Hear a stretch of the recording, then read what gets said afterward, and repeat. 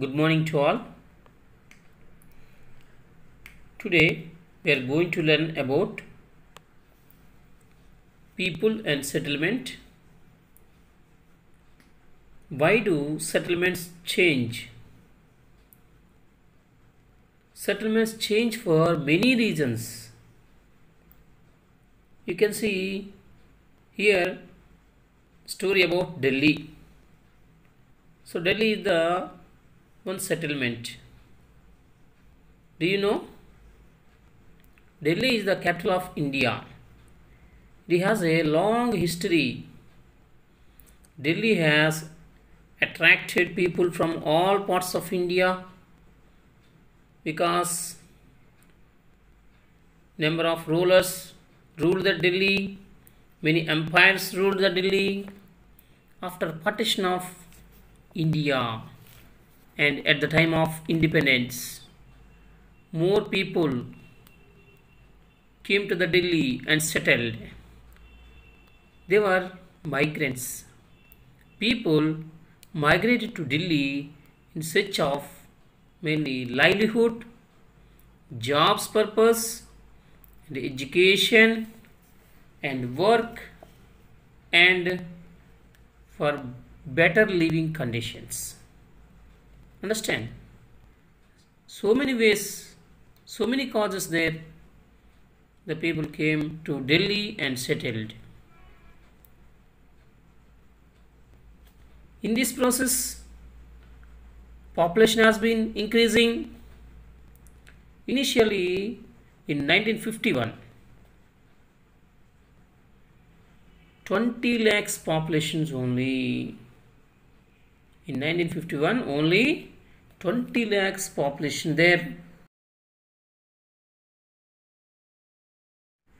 After that, the population has been increasing only. During that last 60 years, the population has grown 8 times. Today, Delhi is the second largest city in India with a population of 1 crore and 60 lakhs. Understand? There were different types of slum areas. The areas, slum areas means what? The areas mainly poor people. The poor people living in the particular slum areas. Actually, slum areas belong to government. The migrants mainly, they settled in the city outskirts. They were not recognized by the government. There were no ration cards. They were living in poor conditions. There is no electricity. There is no drainage supply. And there is no water supply also. Understand? Even though they occupied the places and settled in that particular slum areas only. Sometimes the slum area people were evacuated by the government of Delhi. The Delhi government, it's called DDA. DDA means what it is? Delhi Development Authority. Understand? There were different types of slum areas are there in this. Every city has been designed and allocated different types of areas in markets, schools, industrial areas, office areas, parks and recreational areas, and so many places are there. Understand?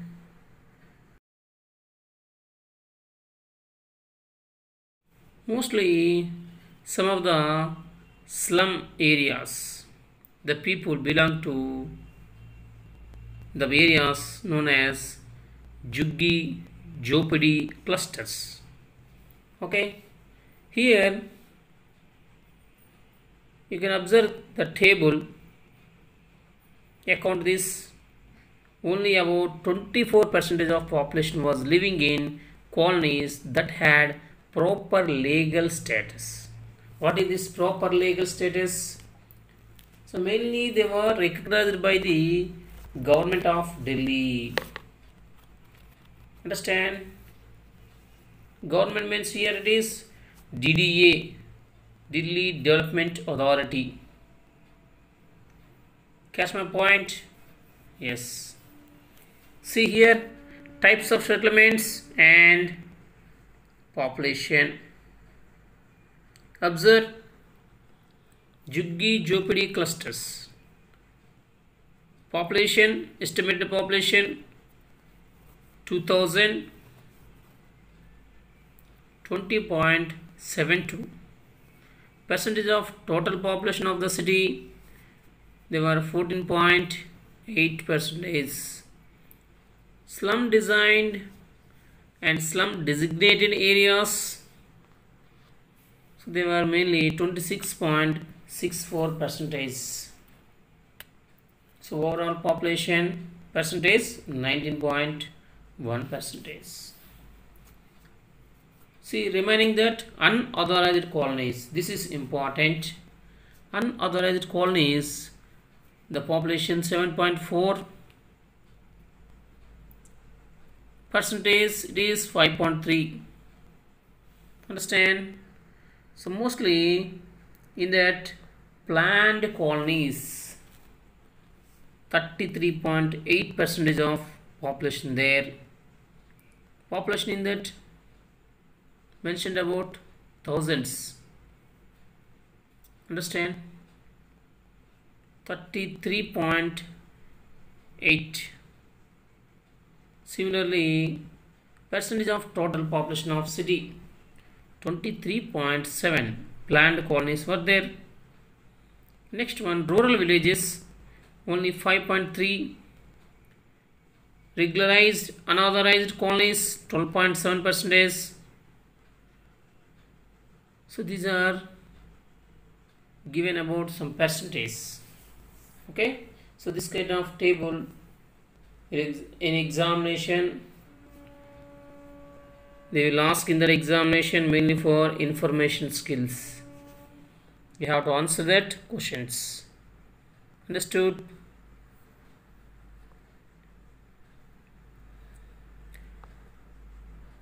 Every city usually has a master plan to design and allocate different types of areas. You already discussed that in a city there should be housing areas, market, schools, industries and office and parks, and recreation areas. Recreation means free time you have to play in it, and so on there. Based on this, planners can decide what type of roads and how much water or electricity and how to dispose water and how to clean sewage, means waste materials.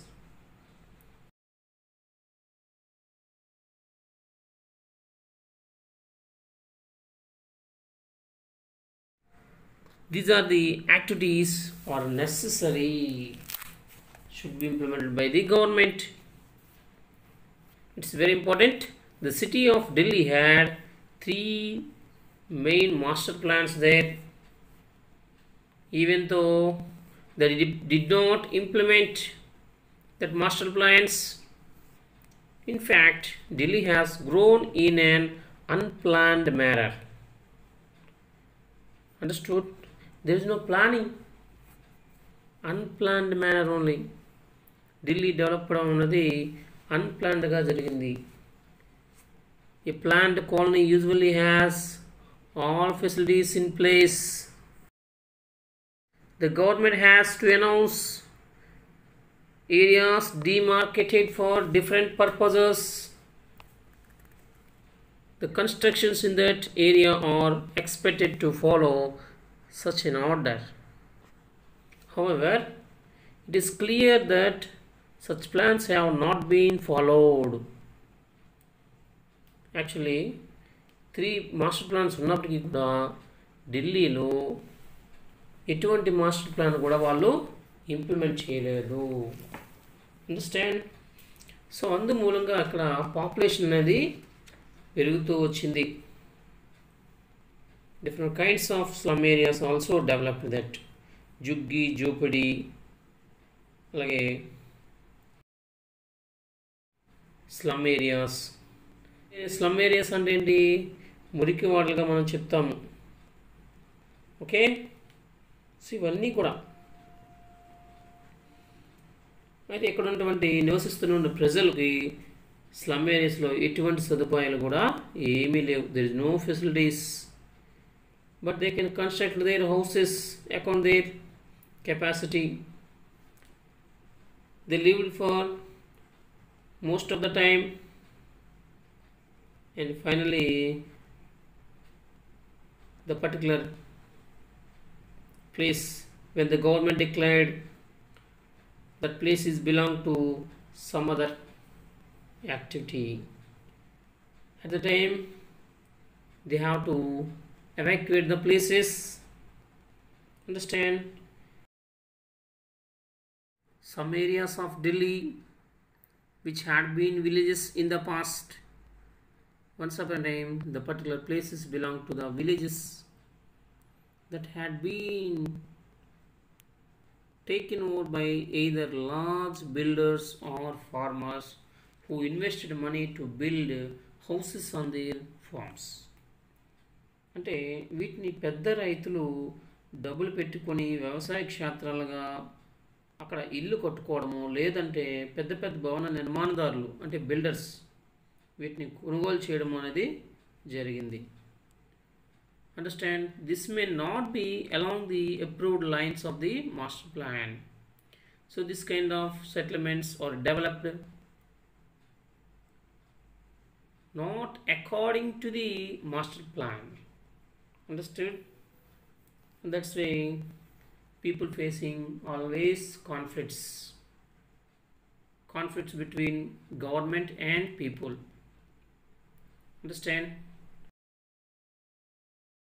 So next one, many parts of the city which have traditionally been common lands, so these are now occupied as a bastis or slums. అంటే ఇక్కడ ఢిల్లీ నగరంలో ఒకప్పుడు సాంప్రదాయకంగా ఉమ్మడి భూములుగా ఉన్న ప్రాంతాలన్నీ బస్తీలు లేదంటే మురికివాడలు అంటే స్లమ్స్గా మనం చెప్పవచ్చు. ఇవన్నీ కూడా ఆక్రమణకు గురయ్యాయి అని. అంటే వీటిని గవర్నమెంట్ అనుమతి లేకుండా వీళ్ళు ఆక్యుపై చేశారనమాట. Sometimes so these areas belong to that river banks or grazing lands. They are owned by local bodies. అంటే అక్కడ ఉన్నటువంటి లోకల్ గవర్నమెంట్ వీళ్ళని చూస్తూ ఉంది. Understand? What kind of places attracted settlements? Before understanding this, we need to understand the concepts, mainly basic concepts related to these settlements. Okay, see, so what are that mainly? First one, site, situation and history of the place.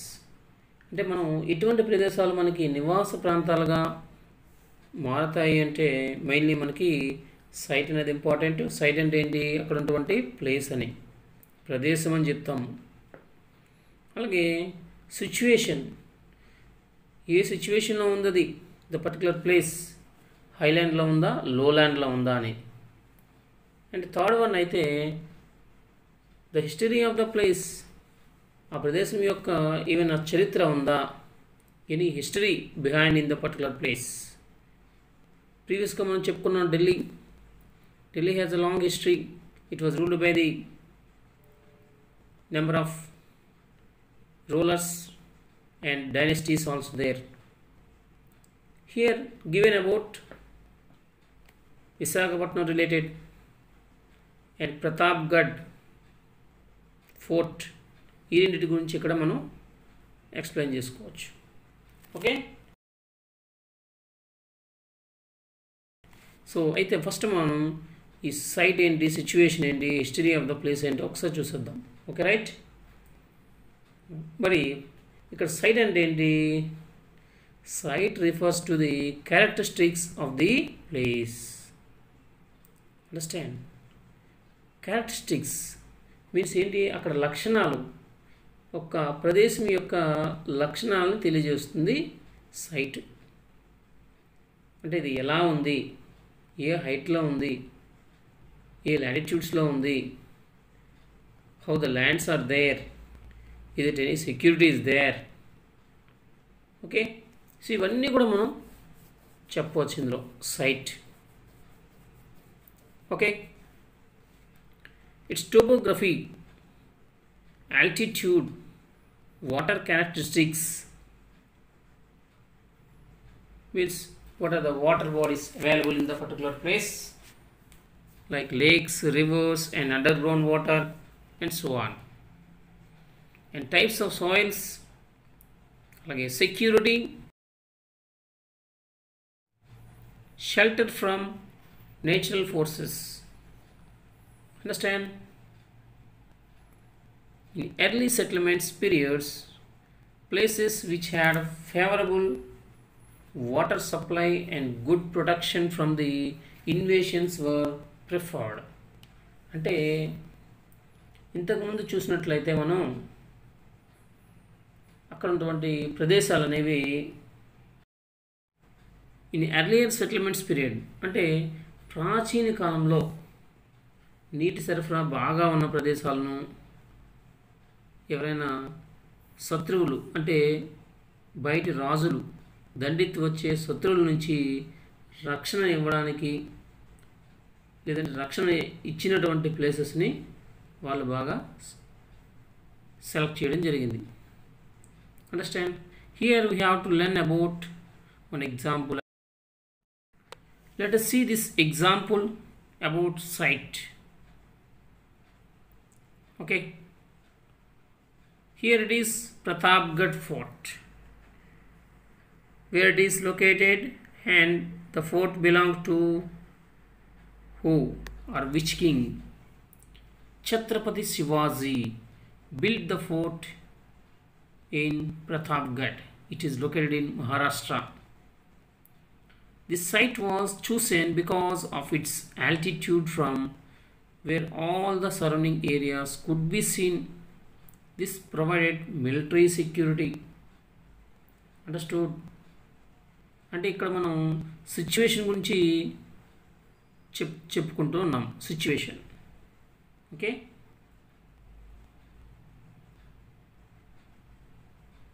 see that places do not exist in isolation. Understand? అంటే ఇక్కడ ప్రాంతాలు అనేవి ఒంటరిగా ఉండవు. Not a long distance places, not a remote places, they are in some way connected to other places. అంటే అక్కడ ఉన్నటువంటి places అనేవి అదర్ ప్లేసెస్కి కనెక్ట్ అవుతూ ఉంటాయి. For example, take your village. Your village connect with other villages or other town or other cities. Account that situation only. Here situation describes the connections with other places. Understood? Situation అనగానే, so the situation describes the connections with other places. అంటే ఇతర ప్రదేశాలతో ఉన్నటువంటి relation చెప్తూ ఉంది. For example here Visakhapatnam. Visakhapatnam is located on the coastal area, connects Andhra Pradesh to many places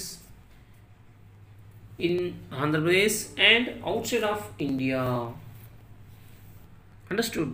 అంటే ఆంధ్రప్రదేశ్లో ఉన్నటువంటి ప్లేసెస్ని, అలాగే దానికి దగ్గరగా ఉన్నటువంటి స్టేట్స్తోని కనెక్ట్ అవుతూ ఉంది. అండర్స్టాండ్? Next,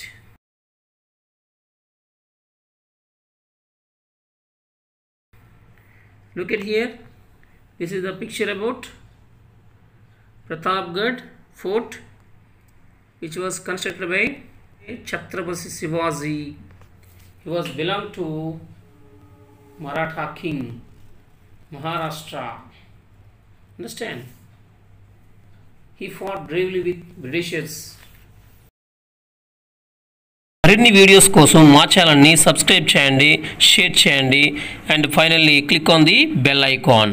thank you.